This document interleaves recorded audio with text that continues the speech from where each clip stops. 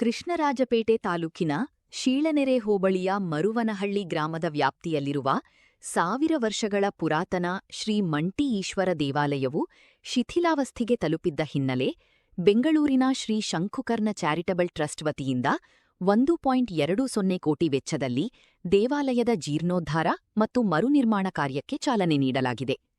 ಚೋಳರ ಕಾಲದಲ್ಲಿ ನಿರ್ಮಾಣಗೊಂಡ ಈ ದೇವಾಲಯವು ಮಳೆ, ಬಿಸಿಲು ಹಾಗೂ ಪ್ರಕೃತಿ ವಿಕೋಪಗಳಿಂದ ಹಾನಿಗೊಳಗಾಗಿ ಕುಸಿತ ಸ್ಥಿತಿಯಲ್ಲಿದ್ದು, ಗರ್ಭಗುಡಿ ಹೊರತುಪಡಿಸಿ ಉಳಿದ ಭಾಗಗಳು ಭಿನ್ನಗೊಂಡಿವೆ.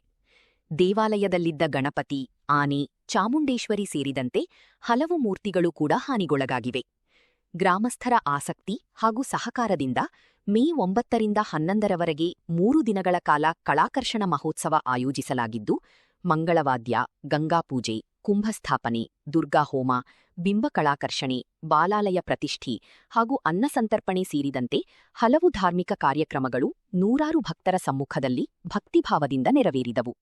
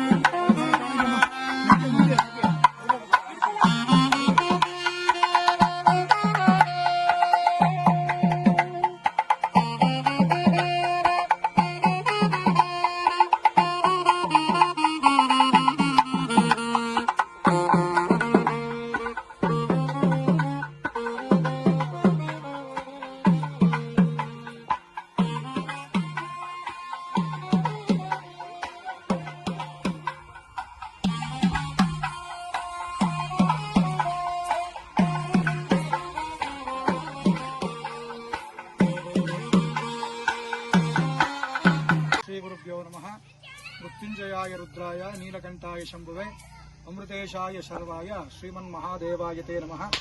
ಆಸ್ತಿಕ ಭಕ್ತ ಮಹಾಜನರಲ್ಲಿ ವಿಜ್ಞಾಪನೆಗಳು.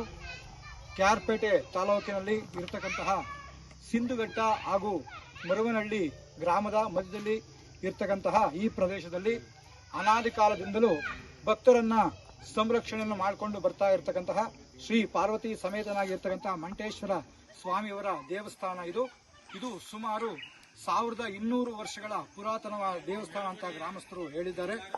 ಈ ದೇವಸ್ಥಾನ ಬಹಳ ಶಿಥಿಲವಾಗಿದ್ದು, ಇದು ಶಂಕುಕರ್ಣ ಎಂಬುವ ಒಂದು ಟ್ರಸ್ಟ್ನವರ ಕಣ್ಣಿಗೆ ಬಿದ್ದು ಹಾಗೂ ಸಿಂಧುಘಟ್ಟ ಮರುನಹಳ್ಳಿ ಗ್ರಾಮಸ್ಥರ ಒಂದು ಕಣ್ಣಿಗೆ ಬಿದ್ದು ಬಹಳ ಶಿಥಿಲವಾಗಿರತಕ್ಕಂತಹ ದೇವಸ್ಥಾನವನ್ನ ಭಕ್ತರನ್ನ ನೋಡಿಕೊಳ್ಳೋಕೋಸ್ಕರವಾಗಿ ಇನ್ನು ಮುಂದೆ ಜೀರ್ಣೋದ್ಧಾರ ಮಾಡಿ ದೇವಸ್ಥಾನವನ್ನ ನವೀಕರಣ ಮಾಡಬೇಕೆಂದು ಎಲ್ಲರೂ ಇಚ್ಛಿಸಿ 3 ದಿವಸಗಳಿಂದ ಈ ದೇವಸ್ಥಾನದಲ್ಲಿ ಜೀವಕಲಾವಾಹನೆ ಆಗಿರತಕ್ಕಂತಹ ದೇವರಿಂದ ಆ ಶಕ್ತಿಯನ್ನೆಲ್ಲ ತೆಗೆದು ಒಂದು ಕುಂಭಕ್ಕೆ ಆವಾಹನೆ ಮಾಡಿಕೊಳ್ತಕ್ಕಂತಹ ಕಳಾಕರ್ಷಣ ಎನ್ನುವ ಕಾರ್ಯಕ್ರಮ ಶ್ರೀ ವೈಕಾನಸ ಭಗವತ್ಶಾಸ್ತ್ರದ ಆಗಮೋಕ್ತವಾಗಿ ಇಲ್ಲಿ 3 ದಿವಸದಿಂದ ನಡೆದು ಈ ದಿವಸ ಪೂರ್ಣಾವತಿಯೊಂದಿಗೆ ಕಾರ್ಯಕ್ರಮ ಮುಕ್ತಾಯ ಆಗಿರುತ್ತೆ.